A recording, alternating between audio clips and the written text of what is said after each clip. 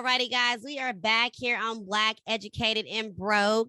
And right before the break, I was teasing you about our next guest, some Black girl magic, and someone who is a huge advocate for mental health awareness, which, as we've been talking about all month long, that it is Mental Health Awareness Month. So we definitely have Queen Michelle Harris Jefferson, who is joining us today. First, good evening. How you doing, Queen? I'm well. Thank you all for having me. No, thank you for definitely being a part of the show tonight. We definitely are excited to talk with you, learn some things because per this astounding bio that you sent me, I'm like, sis is popping. So let's get into it. Do you mind if I just read what you sent me, girl? Not at all. Okay, so what her words exactly?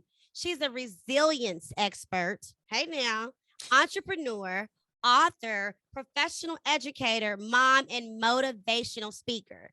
Those are just her titles, okay? So you make sure you put some respect on her name, okay? Also, Miss Michelle Harris Jefferson. She's from Henderson, North Carolina. That's where she's a native from. She is summa cum laude. Okay, come on, smart, beauty, and brains. Graduate of North Carolina State University. Come on, college educated. And she's also the author of What Doesn't Kill You, a memoir which details her own life struggle with poverty, mental health, and her journey to overcome trauma despite the odds. She did say she was a resilience expert, so she'll teach you how to be resilient, right? All right. And she is also the owner of Why We Leave Consulting LLC.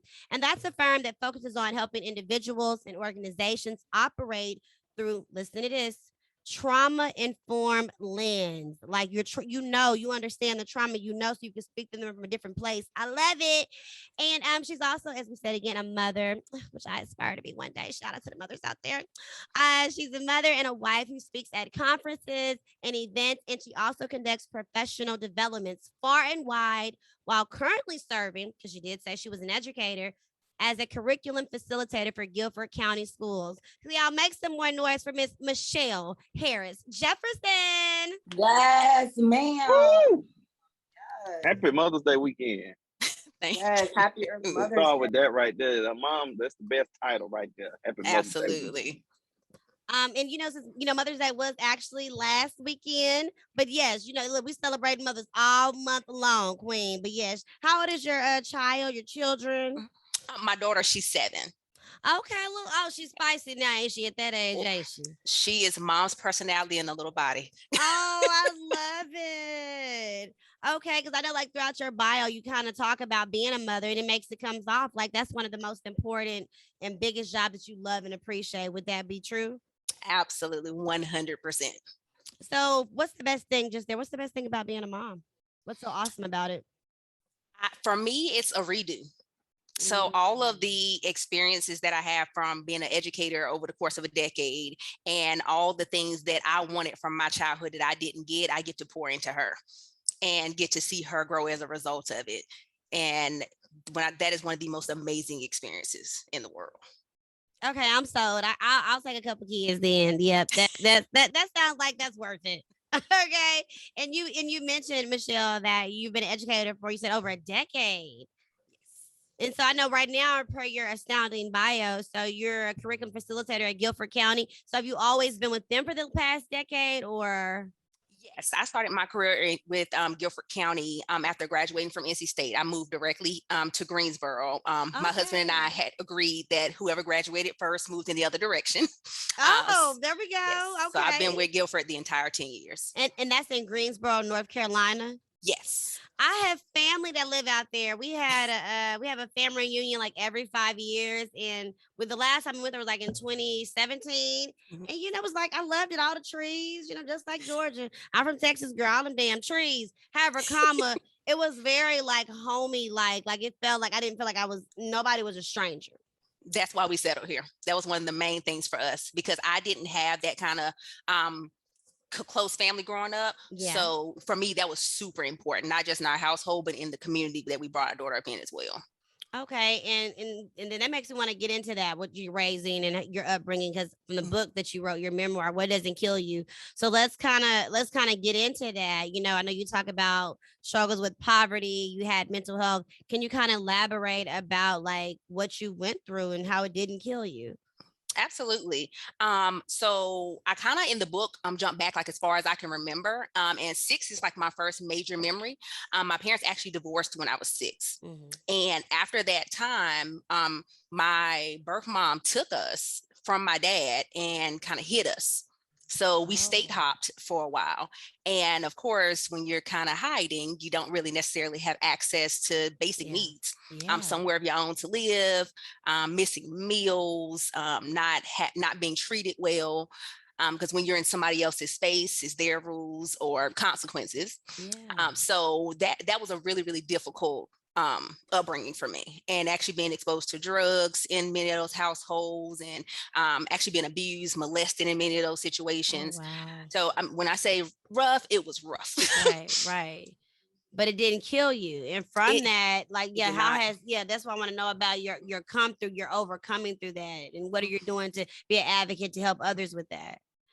For me, education was my out.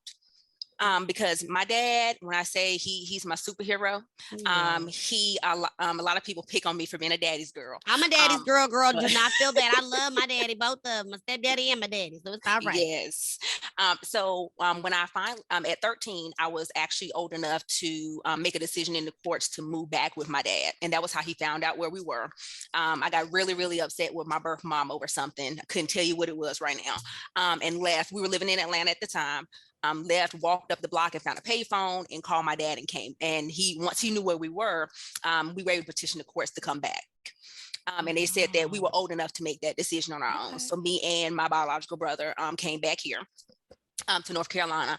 And during the time that we were here in North Carolina, I was really super focused on my grades, because Okay, that was the good. one thing that never slipped for me. That was my escape. All So I was right. able to hold on to Education. A's all the way through school, because I knew I didn't have the money to make it out of my environment. But if I could show somebody I was smart enough, somebody else would pay for me to get out. And so that was my Yes. drive. So I just kept pushing and kept pushing and kept pushing. And I actually graduated number 3 in my class in high school, and I got a full scholarship to like 4 or 5 different schools. All right. And I was like, yes, because my dad told me at graduation, he's just like, love you, baby girl. I want to see you succeed, but dad can't pay for it. So I was like, don't worry about it, Dad. I got it covered. And I chose NC State because it was actually a 45-minute drive from where my parents live. Oh, And my not too far dad, then. Yeah. right, my dad had suffered from alcoholism the whole time I was in high school and into college, and he had flatlined a few times. So I Oh wanted to no. be able to drive home in an instance. So I was like, you know what? NC State, they gave me a full scholarship. So I said, Wolfpack it is. Okay. Look, no college debt, and I'm right by my people. Yeah, that's like Right. a win-win. Yes. And so I did have to drive home a couple times. So it was like a confirmation that I made the right decision. So Okay. like for me, it was always financially, I knew that I did not grow up in an environment where my parents could hand me a bucket of money. There was no inheritance. So I had to Yeah. find another way out. And for me, education was the way out. Now tell me, how did the look at me, I've been so interested. Let me quit being a takeover spirit. Aurelia, Mike B, Zay, did y'all want to chime in at any time on this? I just said I Absolutely. really resonate with your story. And at the end, I would love to get like your email, because I aspire to be a book writer. Your story about resilience, it just really touched my heart, and I have a very similar story. And I would love to like sit up under you and use my story, write a book. Just, I love it. So Come thank you on, for that's what I love. Wonderful. No problem at all. I love to find kindred spirits. Yes. Thank you. That's the spirit right there. Mm-hmm. Mike B, don't do Aurelia like that. Go ahead. Such a hater. The brand, the takeover spirit. But I wanted you to finish your story with the college move and stuff, and then moving, of course, to Greensboro. I just want to talk about the trauma, how she's handled her trauma, and because a lot of us in our community don't know how to handle it. Yes. Yes.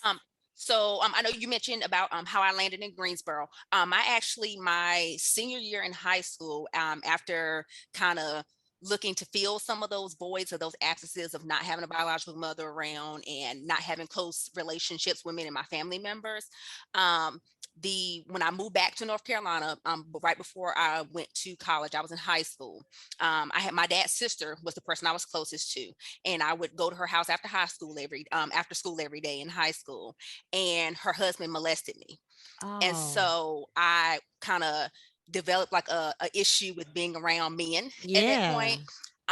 So in high school, I was kind of like a to myself kind of person. So I talked to maybe like 2 or 3 guys in high school, and I ended up meeting my husband a month before graduation. And we actually started dating, and we fell for each other very quickly. And Oh. my parents were like, oh my God, go to college free. Like, don't be tied down to somebody. But for me to find that deep of a connection with somebody and I knew I was in such a broken place, for me was Yes. extremely powerful. So I wasn't willing to let go of that connection. And so we went to different schools, but we always said whoever graduated first, the other person would go in that direction. And he actually ended up at A&T in Greensboro. And so, and my goal was to eventually go to a HBCU for a master's degree. So I said, hey, even if I land there, it's fine, no worries. So college was a bit rough, I won't lie to you. I actually, my very first week in college, I actually ended up getting sick and blacking out. Oh gosh, from Yes. drinking? No, no, no. I was 100% not going to party the whole entire time I was in college. I was 100% like, I'm my dad's youngest. I Yeah. have to graduate. No one else has a degree. I got to do this for dad. And he Yeah. drilled that in me. Okay. So I really, really focused on being in school. I was just EO, didn't know I was. And then, but after that, it was like, Michelle, you've been through so many things. Yeah. You Yeah. can press on through this. This is just a hiccup. So I stayed, pushed through, started making connections with people, got a few more scholarships. I was able to travel to Ghana, West Africa, on study Oh. abroad, to actually work at one of Oprah's schools down there as a volunteer. So that was awesome. Yes. And that kind of sealed the deal for me as far as education, but it also helped me see that trauma amongst people of color wasn't unique to the United States. Yes. So it kind of kept it kept me humble. Yeah. I'll say that, to say the least. And so after I graduated, I was really, really focused on wanting to find schools with kids that were like me. I felt like that a lot of kids of privilege, they get access to the really good teachers, like automatically. Yeah. I wanted to find Title I schools, schools with high poverty rates, students who struggled learning, kids who had failed. That's where I wanted to go. Yeah. And Yeah. so I was able to find a school in Guilford County that was like that. And they hired me on the spot. So I'm like, okay, this is where I'm supposed to be. Okay. Yep. Yep. When it's Um, easy. Yes. And so that's the summer after I graduated high school. I'm college. I moved to Greensboro. And that September, me and my husband got married. Oh. Yes. That's like such a beautiful story, how it's all unwinding. But I'm not to cut you off if you were still going. Oh, no, you're fine. But for me, I think that every time, one thing I will say about that is not really discussed in our community is that every time we go through a change or a transition, sometimes it can be triggering. And if we don't deal with the trauma, we don't know why we're being triggered. So unfortunately, I took my baggage into my marriage. And so I had to learn how to be a partner. I had to learn how to feel safe in a space with another person. Yeah. And like I had to learn how to be touched and know it was from a place of love and not something I had to guard myself against. Yeah. So I think sometimes we think, oh, I got the degree, I've got the career, I've got the husband, now I'm okay. Right. But those exterior things don't fix the inside. That part. And so I really, and then I noticed the same things with my children, my students, as I was going into classrooms. These were some very bright kids, but it didn't stop the abuse at home. It didn't stop the hunger. It didn't stop the effects of having exposure to those events. And for me, the school districts don't do enough. They educate the mind, but the kid is a whole entity. Yeah. And if we don't help them heal, we can't help them learn. They go hand in hand.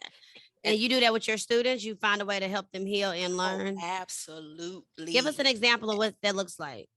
So for a lot of my students, one of the things that districts tend to focus on very, very heavily is standardized tests. And I get to see that from the outside, because I also write standardized tests for the state of North Carolina, but I also get to see it from the classroom, from the teacher's perspective. And what I noticed was my students were coming into the classroom, they were doing well with me as we were preparing, but then when they got ready to take the test, they were bombing, and I couldn't understand why.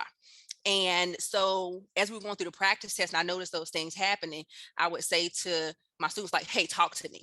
Because we developed a space where it was like the only space in our building where they could bring in their language. You didn't have to be politically correct in this space. In our space, it's safe to be you.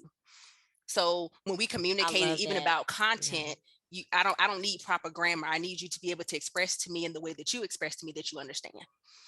And so for them, they were like, I had a kid literally raise his hand and say to me, Miss J, when you talk, the test, we understand you, but the test doesn't sound like you. Yeah. So I did a lot of research around like how we can do something called transcripting content, where you can take information and help translate it into a foreign language. But I figured out a way to do it so that my students, like layman terms for the we could take their content that we were working on and turn it into language that matched the language that they use in their households or in their environment with their friends. And so I came up with the strategy and I tested it out with my kids and it worked. And so I published the strategy and then I kept using it with other kids and other groups over time. And from that next year, for that last 9 years, I had kids who, when I say some kids reading on pre-primary level in 7th grade, from that point on, none of them ever failed the test again. Oh, wow. Because they were, I taught them how to make the test sound like them instead of doing it the other way around. That's really good, because it's like is that which kind of the example of trauma-informed lens? Like you're trying to help them to navigate it for them to understand in spite of what they're going through. Let me help you so I can meet you where you are. Yeah, because I needed them to understand that it's nothing wrong with you. Yeah. And just because you don't understand something the way someone else does, there's nothing wrong with that. If you don't understand something the way it's written, then make it sound the way you need it to sound in order to understand it. And that can be applicable just to not. That can be just not even the kids though. Like you can, as far as adults, because I think a lot of times, like, you know, people have their trauma and we can't help them because the way they're reacting because of their trauma. But I think it's like if you understand a person, see they have trauma, and find another way to get through to talk to them. But it's just like, it's a matter like how, you know, we're gonna say as a therapist, but you're giving me therapist vibes, even though I know it's educator. But at the same time, like, how do you with the human, when, you know, to break that down, like the patience, like what are tips to get through that with somebody who has trauma and you know there's good behind them, but the trauma and hurt is all that is getting you, like how to get through that place without your feelings feeling involved, you know, or you getting too offended. Yeah, and I refer to that when I'm working with different organizations. We refer to that as the wise owl and the barking dog. Say it again. The wise owl and the barking dog. Okay. So when, let's say a kid is triggered by something, a traumatizing event has kind of set them off, or an adult for that matter. Yes. Oftentimes our response as the person who is trying to calm them down, our response is to hand out reprimand. You shouldn't do that. You should stop doing that. You know, that's not right. But that's us trying to have a wise owl conversation with a barking dog. What I try to get most people to kind of process is that when the dog is barking, then the wise owl flies away. So all that rational thought is out the door. The only thing you can do for that dog is to calm it down, because the wise owl is not going to fly back. So you can begin to have that rational conversation when there's a whole lot of rowdy, yelling, screaming, hollering going on. Yeah. So you have to calm that barking dog first. Figure out what's going to calm that person, because there's no point in trying to have a rational conversation with them and figure out what's going on if they're irate. Yeah. So doing things like, hey, take a deep breath. Like with my daughter, we tell her, go take a deep breath walk. So we tell her, hey, walk off, take deep breaths till you calm down. And when that person comes back and they're in a calm space, now the wise owl is back. And that's your rational brain, where you can begin to have conversations and look for solutions to problems. So the wise owl and the dog are the same person, just depending on the space that they need is what you ultimately. Absolutely. Okay. But most of the time we try to intervene when the dog's already barking. And we need to wait for him to become the wise owl. Girl, you better drop a message for us, Michelle. I love that. That's so good. Okay.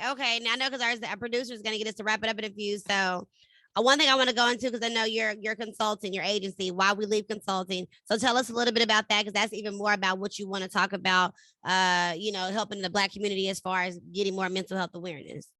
Yes, absolutely. So, While We Leap Consulting LLC focuses on helping individuals as well as organizations develop a trauma-informed lens. So, getting to the point where we can stop being dismissive about anxiety and other Mm, social and emotional issues and start dismissive. addressing them. Because if we don't address them, then all we're doing is basically putting a band-aid on a gash. It's going to do nothing. So what we do is we try to help individuals develop the skills that are necessary to, one, help them acknowledge that the trauma exists and that it is impacting their everyday lives, and two, give them the skills necessary to be able to navigate life, knowing that there is no section for people who are dealing with anxiety, or no Yeah. section for people who are dealing with depression. Yeah. To learn how to interact in the world, but we have to develop skills in order to do that in an effective way so they can have a great quality of life.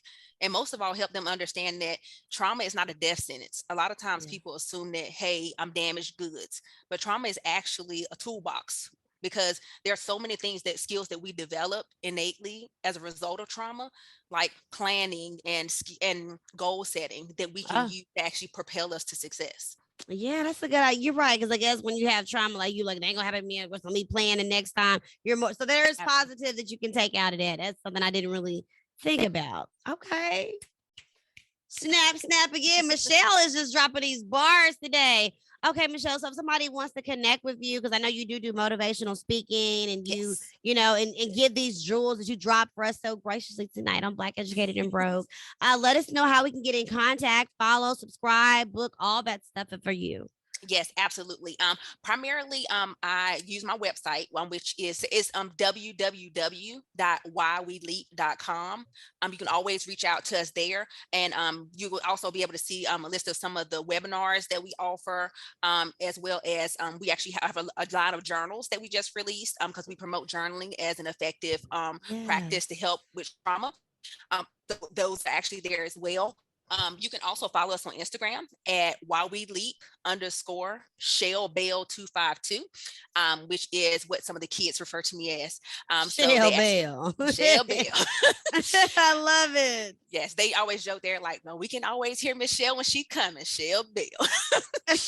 You be having So, like with your bangles or something on when you walking oh, through the. oh yes, they know I'm constantly making noise. I'm not coming in quiet. I love it. Mike Yes. B, did you? I know you had to. Okay, you was asking about the professional development. I think he wanted to know. All wanted to know, where do you do professional development, or was that what the question? I think we were trying to find out. Go ahead. Yes. So I offer a lot of different professional developments.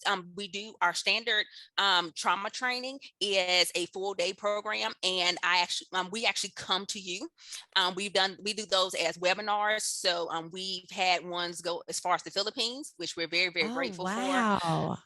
And we also do in-person trainings as well, like full day workshops on trauma and how to help children and adults alike learn to navigate the world with trauma.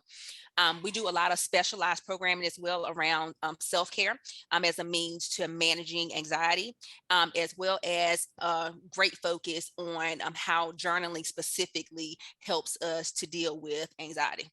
So a huge array. We do a lot of custom offerings. So people reach out and say, hey, we want to know more about calming corners or restorative justice practices. Yeah. And so we do a lot of customized work as well.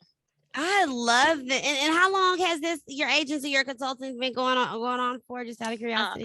I have been focusing on it full time since 2020, but we actually started the work when I published the memoir in 2017. Yes, ma'am. So all of this information you said is at whyweleap.com. Yes. All right. So everything plugged in, if you are looking to learn how to communicate through trauma, learning how to be more effective with getting through that, listen, our sis here, Michelle Harris Jefferson, she can handle that. Her agency, they're going to take care of that. This sister has showed us that she is more than capable to be an expert at what she does. Because I'm just like, boom, making a note. Okay, Randy waits to become, they got to become a wise owl. They're barking dog. Like, I'm going to remember that. Like, that is like stick in my head. So we definitely appreciate you. We're going to make sure we put everything on our social media so that we can follow you and definitely somehow maybe get you to do a little something with Black, Educated, and Broke, do some type of some type of webinar, and maybe we can do to have you talking to some of our listeners about this trauma center and things.